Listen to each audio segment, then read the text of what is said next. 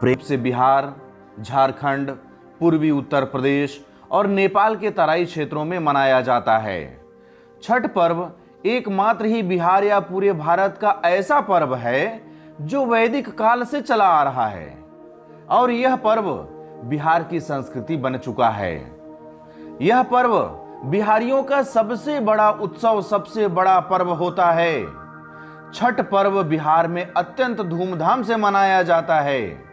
यह पर्व बिहार की वैदिक आर्य संस्कृति की एक छोटी सी झलक दिखाता है। ऋग्वेद के अनुसार सूर्य पूजन, उषा पूजन और आर्य परंपरा के अनुसार बिहार में यह पर्व मनाया जाता है। बिहार में हिंदुओं द्वारा मनाए जाने वाले इस छठ महापर्व को इस्लाम सहित अन्य धर्मावलंबी भी मनाते हुए देखे जाते हैं। धीरे धीरे यह त्योहार प्रवासी भारतीयों के साथ साथ विश्व भर में प्रचलित हो गया है। छठ पूजा सूर्य, उषा, प्रकृति, जल, वायु और छठी मैया को समर्पित होता है। छठ में कोई मूर्ति पूजा शामिल नहीं होती है। छठ त्योहार का अनुष्ठान अत्यंत कठिन है। यह त्योहार, यह महापर्व 4 दिनों में पूर्ण होता है, जो कि एक कठिन तपस्या की तरह है। यह तपस्या से कम नहीं है।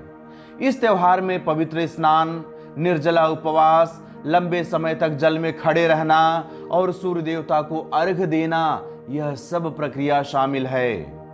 पारिवारिक सुख समृद्धि तथा मनोवांछित फल प्राप्ति के लिए यह पर्व मनाया जाता है। स्त्री और पुरुष समान रूप से इस पर्व को मनाते हैं, लेकिन इस त्योहार को पुरुषों की अपेक्षा महिलाएं अधिक रखती हैं।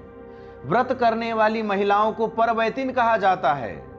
4 दिनों के इस व्रत में व्रती को लगातार उपवास करना होता है। भोजन के साथ ही सुखद शैया का भी त्याग किया जाता है। छठ महापर्व मनाने के लिए निर्धारित कमरे में व्रती फर्श पर ही एक कंबल या एक चादर के सहारे ही रात बिताती हैं। छठ पूजा में शामिल होने वाले लोग नए वस्त्र धारण करते हैं और वस्त्र भी कैसा होना चाहिए? वस्त्र नया हो और जिसमें सिलाई न की गई हो, ऐसे वस्त्र धारण करना ही अनिवार्य होता है। महिलाएं साड़ी और पुरुष धोती पहनकर छठ करते हैं। ऐसी मान्यता है कि छठ पर्व पर व्रत करने वाली महिलाओं को पुत्र रत्न की प्राप्ति होती है। पुत्र की इच्छा रखने वाली और पुत्र की कुशलता के लिए सामान्य तौर पर महिलाएं यह व्रत रखती हैं। यह त्योहार नेपाली और भारतीय लोगों द्वारा विशेष तौर से मनाया जाता है। पर्यावरण ज्ञाताओं के द्वारा यह दावा किया जाता है कि समस्त हिंदू त्योहारों में छठ पर्व पर्यावरण हेतु सबसे अनुकूल त्योहार होता है। छठ का महापर्व मूलतः सूर्य की आराधना का पर्व है, जिसे हिंदू धर्म में विशेष स्थान प्राप्त है। हिंदू धर्म के देवताओं में सूर्य ऐसे देवता हैं जिन्हें मूर्त रूप में देखा जा सकता है, उनका दर्शन किया जा सकता है। अन्य किसी देवी देवता को आप मूर्त रूप में साक्षात दर्शन नहीं कर सकते हैं, उनकी प्रतिमाओं का ही दर्शन करना होता है। आप पवन देव को भी महसूस कर सकते हैं, लेकिन उनका दर्शन नहीं कर सकते हैं, लेकिन सूर्य देव का आप साक्षात दर्शन कर सकते हैं। आप नित्य प्रतिदिन सूर्य देव का दर्शन लाभ प्राप्त करते हैं। इसी आधार पर छठ पर्व सूर्य देव की आराधना का पर्व होता है। सूर्य की शक्तियों का मुख्य स्तोत्र उनकी पत्नी उषा और प्रत्युषा हैं। छठ में सूर्य के साथ साथ दोनों शक्तियों की संयुक्त आराधना होती है। प्रातः काल में सूर्य की पहली किरण अर्थात उषा और सायंकाल में सूर्य की अंतिम किरण अर्थात प्रत्युषा को अर्घ्य देकर उनका पूजन करते हुए सूर्य देव का पूजन अर्चन किया जाता है। छठ पूजा का प्रारंभ। अब हम यह जानते हैं कि छठ पूजा, छठ महापर्व का प्रारंभ कब और कैसे हो गया, कब से इस पूजा का चलन हुआ, कब से लोग इस पूजा को मानने लगे, कब से इस पर्व को मनाने लगे। छठ पूजा की परंपरा प्रारंभ होने और उसके महत्व को बताने वाली अनेक पौराणिक और लोक कथाएं प्रचलित हैं। इस वीडियो में हम उन्हीं पौराणिक और लोक कथाओं को प्रस्तुत कर रहे हैं जो सर्वमान्य हैं। एक कथा के अनुसार पर प्रथम देवासुर संग्राम में जब असुरों के हाथ देवता हार गए थे, तब देव माता अदिति ने तेजस्वी पुत्र की प्राप्ति हेतु देवारण्य, देवारण्य कहाँ है? वर्तमान के औरंगाबाद बिहार में, देवारण्य के देव सूर्य मंदिर में छठी मैया की आराधना की थी। तब प्रसन्न होकर छठी मैया ने उन्हें सर्वगुण संपन्न तेजस्वी पुत्र होने का वरदान दिया था। उस वरदान के कारण अदिति माता को एक तेजस्वी पुत्र की प्राप्ति हुई, जिन्होंने असुरों पर देवताओं को विजय दिलाई। ऐसी मान्यता है कि देवसेना षष्ठी देवी के नाम पर इस धाम का नाम देव हो गया और छठ महापर्व का चलन भी प्रारंभ हो गया। दूसरी कथा हमें रामायण से प्राप्त होता है। रामायण के अनुसार पर लंका विजय के बाद रामराज की स्थापना के दिन कार्तिक शुक्ल षष्ठी को भगवान राम और माता सीता ने उपवास किया और सायंकाल सूर्यदेव की आराधना की। इसके पश्चात सप्तमी को सूर्योदय के समय पुनः अनुष्ठान करते हुए सूर्यदेव को अर्घ्य देकर सूर्यदेव से आशीर्वाद प्राप्त किया था। इस तथ्य, इस मान्यता के अनुसार पर यह माना जाता है कि रामायण काल के इसी दिन से षष्ठी व्रत छठ का महापर्व प्रारंभ हुआ। तीसरी कथा महाभारत काल से प्राप्त होती है। महाभारत काल की मान्यता के अनुसार पर छठ पर्व की शुरुआत महाभारत काल से हुई थी। सबसे पहले सूर्यपुत्र कर्ण ने सूर्यदेव की पूजा शुरू की। कर्ण सूर्यदेव के पुत्र एवं सूर्य भगवान के परम भक्त थे। कर्ण प्रतिदिन घंटों कमर तक जल में खड़े होकर सूर्यदेव की आराधना करते हुए उन्हें अर्घ्य देते थे। सूर्यदेव की कृपा से ही वे महान योद्धा बने थे। आज भी छठ में अर्घ्य देने की यही पद्धति प्रचलित है। लोग घंटों जल में खड़े होते हैं और उसके बाद सूर्य को अर्घ्य देते हैं। महाभारत काल में ही एक ऐसी कथा भी प्राप्त होती है। जब पांडव अपना सारा राजपाट जुए में हार गए थे, तब श्री कृष्ण द्वारा बताए जाने पर द्रौपदी ने छठ व्रत रखा। तब उसकी मनोकामनाएं पूर्ण हुई और पांडवों को उनका राजपाट वापस मिला। चौथी कथा हमें पुराणों से प्राप्त होती है, जो कि सबसे महत्वपूर्ण कथा है। इस कथा के अनुसार पर राजा प्रियव्रत को कोई संतान नहीं थी। तब महर्षि कश्यप ने पुत्रेष्टि यज्ञ कराकर उनकी पत्नी मालिनी को यज्ञाहुति हेतु बनाई गई खीर प्रसाद स्वरूप दिए। इस प्रसाद के प्रभाव से उन्हें पुत्र उत्पन्न हुआ, परंतु वह पुत्र मृत उत्पन्न हुआ। प्रियव्रत पुत्र को लेकर श्मशान गए और पुत्र वियोग में प्राण त्यागने लगे।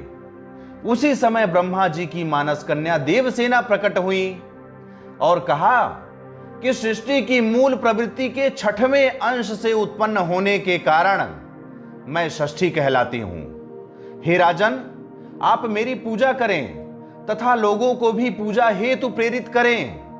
राजा ने पुत्र की इच्छा से देवी षष्ठी का व्रत किया और उन्हें पुत्र रत्न की प्राप्ति हुई। राजा प्रियव्रत ने यह पूजा कार्तिक शुक्ल पक्ष की षष्ठमी को किया था, इसलिए उसी तिथि से अर्थात कार्तिक शुक्ल पक्ष की षष्ठमी तिथि से यह व्रत, यह महापर्व प्रारंभ होकर के निरंतर आज तक चलता आ रहा है और यह भविष्य में भी निरंतर ऐसे ही चलते हुए अपनी लोकप्रियता हासिल करता रहेगा और यह पर्व लोगों का कल्याण करता रहेगा। छठी मैया और सूर्यदेव लोगों को अपना आशीर्वाद देते रहेंगे। नामकरण। अब हम यह देखते हैं कि छठ पूजा का नामकरण कैसे हुआ। छठ शुक्ल पक्ष षष्ठी पर मनाए जाने वाले छठ पर्व को चैती छठ व कार्तिक शुक्ल पक्ष षष्ठी पर मनाए जाने वाले पर्व को कार्तिकी छठ कहा जाता है। षष्ठी देवी माता को कात्यायनी माता के नाम से भी जाना जाता है। नवरात्रि के दिनों में षष्ठी तिथि को कात्यायनी माता की पूजन की जाती है। कात्यायनी माता या षष्ठी माता की पूजा घर परिवार के सभी सदस्यों की सुरक्षा एवं स्वास्थ्य लाभ के लिए किया जाता है। षष्ठी माता, सूर्यदेव और माता गंगा की पूजा देश में एक लोकप्रिय पूजा है। यह प्राकृतिक सौंदर्य और परिवार के कल्याण के लिए की जाने वाली एक महत्वपूर्ण पूजा है। यह पूजा गंगा तट या किसी अन्य नदी, तालाब जैसे जल स्थान पर किया जाता है। यही कारण है कि छठ पूजा के लिए सभी नदी तालाब की सफाई करके उस स्थान को सुसज्जित किया जाता है। प्राकृतिक सौंदर्य में गंगा मैया या नदी तालाब मुख्य प्राकृतिक स्थल माने जाते हैं, जो कि सौंदर्य की दृष्टिकोण से महत्वपूर्ण होते हैं। सामाजिक एवं सांस्कृतिक महत्व। छठ पूजा का सबसे महत्वपूर्ण पक्ष इसकी सादगी, पवित्रता और लोक पक्ष है। भक्ति और आध्यात्म से परिपूर्ण इस पर्व में बांस निर्मित सूप, टोकरी, मिट्टी के बर्तनों, गन्ने का रस, गुड़, चावल और गेहूं से निर्मित प्रसाद और सुमधुर लोक गीतों से युक्त होकर लोक जीवन की भरपूर मिठास का प्रसार होता है। शास्त्रीय रीति से अलग यह जन सामान्य द्वारा अपने रीति रिवाजों के रंगों में गढ़ी गई उपासना पद्धति है। इस महापर्व के केंद्र में वेद पुराण जैसे धर्म ग्रंथ न होकर किसान और ग्रामीण जीवन है। इस व्रत के लिए न विशेष धन की आवश्यकता है, न पुरोहित या गुरु की अभ्यर्थना की आवश्यकता है। इस व्रत के लिए आवश्यकता पड़ती है तो पास पड़ोस के सहयोग की, जो अपनी सेवा के लिए सहर्ष और कृतज्ञता पूर्वक प्रस्तुत रहते हैं। इस उत्सव के लिए जनता स्वयं अपने सामूहिक अभियान संगठित करती है।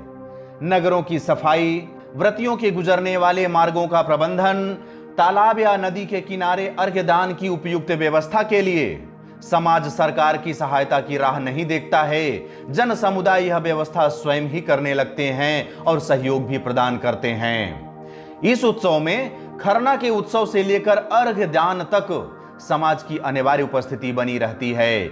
यह सामान्य और गरीब जनता के अपने दैनिक जीवन की मुश्किलों को भुलाकर सेवा भाव और भक्ति भाव से किए गए सामूहिक कर्म का विराट और भव्य प्रदर्शन होता है। छठ पूजा और बिहार वासियों की पहचान। छठ पूजा को भारतवर्ष के विभिन्न हिस्सों में बिहार और उत्तर प्रदेश से आए उत्तर भारतीय आर्य लोगों की पहचान के रूप में देखा जाता है।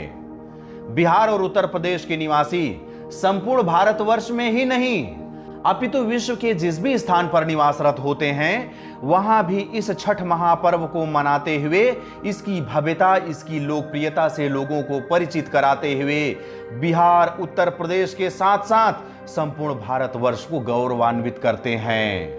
अब मैं अपनी वाणी को यहीं पर विराम देता हूं।